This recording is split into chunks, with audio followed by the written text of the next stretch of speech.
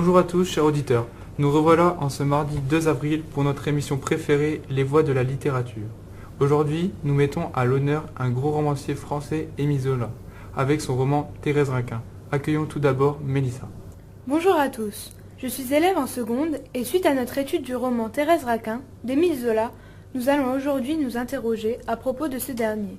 Camille et Madame Raquin forment-ils un autre couple dans l'histoire? Pour cela, nous avons avec nous Madame Retter, professeure de français en seconde, Madame Toprak, professeure de lettres à la faculté de Paris, et Madame Becker, étudiante en fac de lettres. Bonjour à vous trois. Bonjour. Et merci de votre venue. Pourriez-vous nous éclairer sur ce sujet? En effet, dans ce roman, le couple mère-fils, Camille et Thérèse, est plus que fusionnel. Camille est un enfant gâté, son portrait hypothétique renforce cette attitude, il possède des taches de rousseur, il est chétif, etc. De plus, le fait que ce dernier soit malade et nécessite de nombreux traitements met en exergue cette relation. Elle s'occupe de lui tout le temps, sans compter, elle n'attend rien en retour, il a été élevé comme un enfant roi. Camille ne connaît pas le combat de la vie, tout lui a été donné sans effort. De fait, son apparence puérile, il est imberbe et fait des caprices, renforce encore ce besoin d'affection. Sa mère lui est dévouée, elle reporte sur lui l'affection de son défunt mari. Elle l'est tellement qu'elle va jusqu'à déménager à Paris en forçant Thérèse à les suivre pour que Camille puisse travailler. De plus, il reste avec Thérèse par principe et non par amour, et sa mère l'en défend. À la mort de son fils, Madame Raquin est anéantie. On lui arrache le cœur. Elle ne trouve même plus la force de manger ou encore de s'occuper de sa mercerie. Tout à fait, elle en devient même tétraplégique et réduite au silence. Son fils était sa vie, sa raison de vivre, sa raison d'être, et on lui enlève cela, alors à quoi bon continuer de se battre? Les meurtriers de son fils la dégoûtent alors qu'avant, elle les aimait plus que tout. À leur mort, elle est soulagée, heureuse, elle attendait cela depuis si longtemps, son fils est enfin vengé. Pour elle, c'est une victoire, elle peut maintenant, elle aussi, partir et reposer en paix, l'âme légère. Donc, on peut dire que ces derniers constituent un autre couple dans l'histoire? Je pense que oui, mais un couple à leur manière.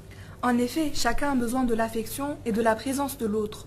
Ils ne peuvent vivre l'un sans l'autre. Chacun incarne l'oxygène du second.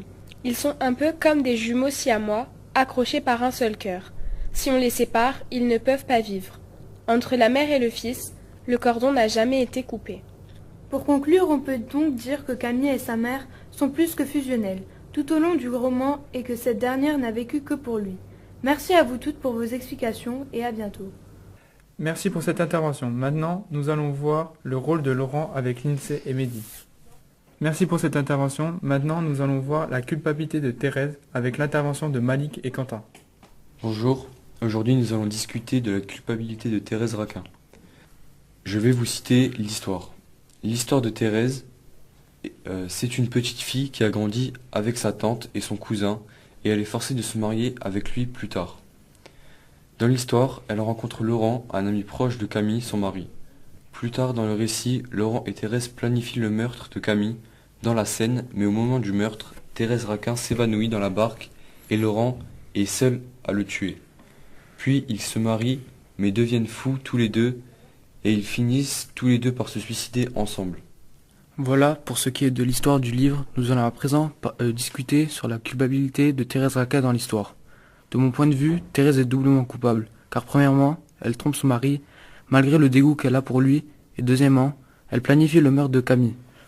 Elle refuse d'admettre qu'elle a été complice du meurtre de son mari, alors qu'elle a participé à la scène sans aider son mari qui l'a appelé au secours.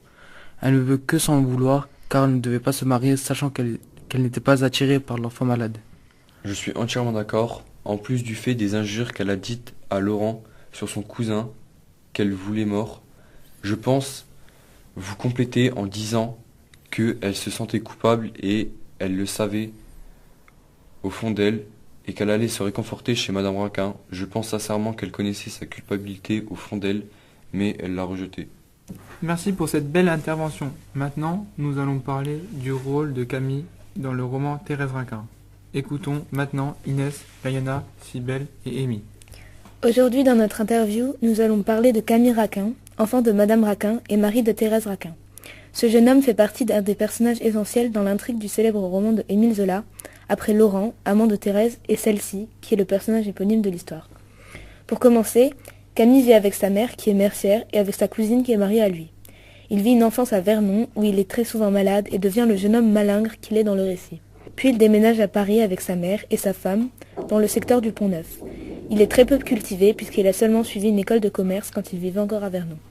Au niveau de son physique, il est souffreteux à cause de ses nombreuses fièvres et maladies tout au long de sa jeunesse. Peut-être que sa croissance s'est arrêtée à cause de ce motif qui est ces remèdes qui ont été imposés par sa mère. Sa première représentation se caractérise de façon à ce qu'il est chétif, petit, avec des cheveux d'un blond fade. Il porte une barbe rare, des taches de rousseur, enfant malade et gâté. Il est assez efféminé et blafard. Cette vision est accentuée par son prénom mixte, ainsi cette vision pour le lecteur est assez péjorative. Chaque mot est comme une lacune pour Camille, on peut le voir dans l'édition Pocket. Pour le côté moral, l'auteur accentue dès le début sur l'infériorité de Camille. Cela donne une image immature et capricieuse de celui-ci. Par exemple, il oblige sa mère et sa femme à vivre à Paris, mais il est aussi jaloux des personnes qui sont plus fortes que lui.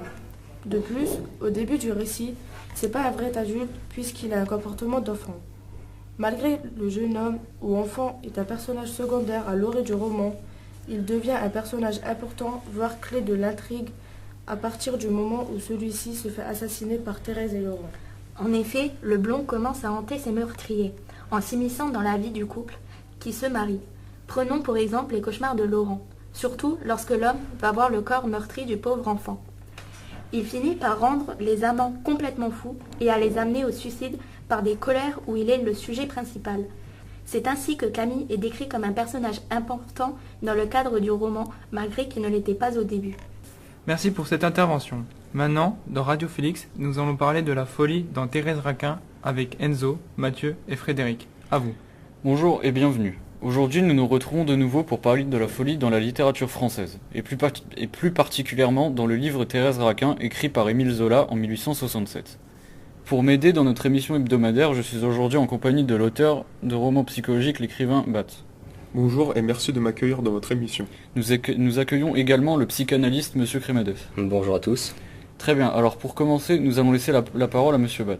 Merci. En ce moment, je suis en train de travailler sur ma nouvelle œuvre, inspirée de la folie de Laurent dans Thérèse Raquin. Je me suis servi de différents passages du livre, comme par exemple les moments où de rage Laurent frappait Thérèse à force de voir le spectre de Camille chaque jour. Puis-je apporter quelques informations d'un point de vue plus scientifique ? Oui, allez-y. Ce type de comportement est très commun chez les meurtriers. Les simples meurtres, comme ceux dans Thérèse Raquin, sont des meurtres passionnels. 30% des meurtres commis sont passionnels. Les hommes sont facilement aveuglés par l'amour et se retrouvent à faire des choses insensées. Ensuite, ces meurtriers s'en veulent toute leur vie et finissent comme Laurent par avoir des hallucinations. Exactement. Dans Thérèse Raquin, ce qui m'a fasciné fut la gestion tragique mais réaliste de la folie de Laurent. Après la mort de Camille, elle est omniprésente pendant un long moment de l'histoire. Cette folie est également partagée par Thérèse, mais se déclare beaucoup plus chez Laurent. Que voulez-vous dire par omniprésence ? Ce que je veux dire par là est le fait de voir cette folie partout.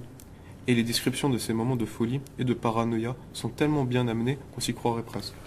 Je ne vais pas commencer à vous raconter le livre, mais le fait que Thérèse et Laurent ne s'aiment plus après cet événement empire la folie de Laurent, qui vient de tuer de sang-froid un ami dans le seul but de pouvoir être avec Thérèse. De nos jours, une personne normale serait soit tombée dans une folie des plus profondes, pire que celle de Laurent, ou aurait mis fin à ses jours. En France, il y a à peu près 27 suicides par jour, dont à peu près 4 suicides par chagrin d'amour. Eh bien, merci à vous deux de nous avoir renseignés sur le sujet de la folie dans Thérèse Raquin. Sans plus attendre, nous allons maintenant vous redonner la parole. Quelle folie de Laurent! Merci pour cette belle explication. Maintenant, dans Radio Félix, nous allons parler d'amour. Enfin, de la parole de l'amour dans Thérèse Raquin avec Thomas, Aurélien et Kyrian. À vous. Dans Thérèse Raquin, la place de l'amour est très importante et quasiment omniprésente. On retrouve ce sentiment dans l'œuvre avec Laurent et Thérèse, ainsi qu'avec Camille et sa mère dans une moindre mesure. Nous allons ici nous intéresser à celui entre les deux amants. Nous avons la première référence à l'amour avec l'arrivée de Laurent. Thérèse est déjà mariée à Camille, mais trahit son amour pour lui à travers sa description méliorative ainsi que son attitude timide en sa présence. Elle admire aussi Laurent en le dévisageant. À l'inverse, l'homme ne ressent pas d'amour pour elle, mais veut uniquement contenter ses appétits et économiser de l'argent, qu'il utilisait pour payer des prostituées. Alors commence l'adultère. Ils se donnent régulièrement rendez-vous, trouvant leur relation nécessaire et contenant leurs désirs charnels. Laurent se met rapidement à aimer Thérèse en raison de sa transformation, passant d'une femme lasse et ennuyée à une personne belle et pleine de vie aux côtés de son amant.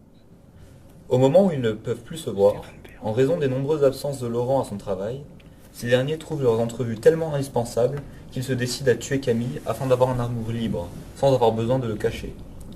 Finalement, ce dernier est jeté dans la Seine par Laurent et se noie. À la suite de ce meurtre, les amants se mettent à avoir des hallucinations et cherchent à se marier au plus vite. Peu à peu, leur amour se transforme alors en besoin vital pour lutter contre le souvenir de Camille et contre leur folie. Cependant, leur union ne les aide pas, et au contraire les plonge dans un désespoir toujours plus grand. Le jour de leur mariage est le moment où ils se rendent compte qu'ils ne ressentent plus aucun amour l'un pour l'autre, leur regret et leur hantise les ayant changés en personnes craintives et constamment terrorisées. Les nouveaux mariés sombrent alors dans une folie abyssale qui nécessite la violence pour calmer Laurent et le fait d'être battus pour calmer Thérèse. L'amour, ou plutôt ce qui est devenu, se poursuit ainsi jusqu'à leur suicide à la fin du roman. Après avoir parlé d'amour, place à une description. La description des personnages de Thérèse Raquin avec Célian et Théo. C'est maintenant sur Radio Félix. À vous. Madame Raquin est la tante de Thérèse et la mère de Camille, et étant veuve, elle va donner un amour envahissant à ses enfants. Madame Raquin est indirectement l'un des personnages centraux car c'est la seule figure aimante et maternelle du roman. En effet, Madame Raquin a su héberger Thérèse et accueillir Laurent. Madame Raquin est de nature gentille, dévouée et altruiste, mais elle est aussi un personnage tragique et souffrant car elle doit porter le deuil de Camille, son fils, et celui de son mari. De plus, elle est frappée par une paralysie qui permet seulement la mobilité des yeux. Suite à ça, elle est au cœur de la vie du couple et est témoin de la violence qui déchire ce couple.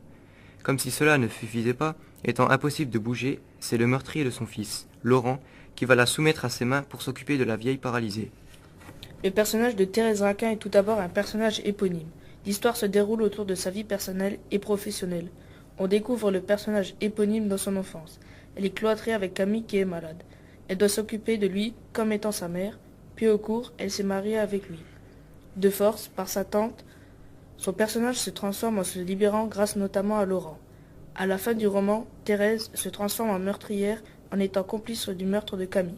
Thérèse devient victime à la fin de l'histoire et culpabilise le meurtre de Camille pour Laurent. Merci pour cette bonne explication. Maintenant, dans Radio Félix, nous allons parler du naturalisme dans Thérèse Raquin avec Théo et Sandro. À vous. Le réalisme est un mouvement littéraire qui est caractérisé par son ancrage dans la réalité. En effet, dans les romans réalistes, les auteurs cherchent à représenter le plus fidèlement possible la réalité. Le naturalisme est une branche du réalisme. Elle possède donc ses caractéristiques accompagnées d'une démarche scientifique ainsi que la notion d'hérédité. Nous allons voir en quoi Thérèse Raquin est un roman naturaliste. Tout d'abord, l'histoire se passe dans un quartier de Paris. Ensuite, la notion d'ancrage dans la réalité est renforcée par l'utilisation d'hypotyposes tout au long de l'œuvre. Et pour finir, on retrouve la notion d'hérédité dans le personnage de Thérèse. Elle est présentée comme une fille fougueuse, ce fort tempérament censé provenir de ses origines algériennes. Bonjour à tous et à toutes, bienvenue sur la radio Félix Meyer. Nous allons accueillir deux invités, un professeur et un élève de seconde, qui vont nous parler du livre Thérèse Raquin, qui est écrit par l'auteur Émile Zola. Donc pouvez-vous tout d'abord vous présenter? Je suis Kessler Maria, professeur de français en seconde. Bonjour, je suis Baptiste Fritz, élève du lycée de Félix Meyer. Donc pouvez-vous nous expliquer pourquoi avez-vous fait étudier ce livre à vos élèves de seconde? Oui, bien sûr. Alors tout d'abord, c'est un roman réaliste, ce qui accroche sans doute beaucoup plus les élèves tout droit sortis de 3e. Il est simple à comprendre et relativement court. C'est sûr qu'il ne plaît pas à tout le monde car c'est une histoire assez étrange qui mélange à la fois le meurtre et l'amour. Mais en général, les élèves sont assez pressés de découvrir la fin. Je ne sais pas si c'est parce qu'ils sont curieux ou si c'est simplement le livre qui est vraiment intéressant. Merci pour votre intervention. À présent, je vous demande à vous, monsieur Baptiste, en tant qu'élève, que pensez-vous de ce livre? Bonjour, j'ai beaucoup apprécié le livre Thérèse Raquin. C'est un livre avec beaucoup de mouvements et de problèmes, avec le mari de Thérèse Raquin.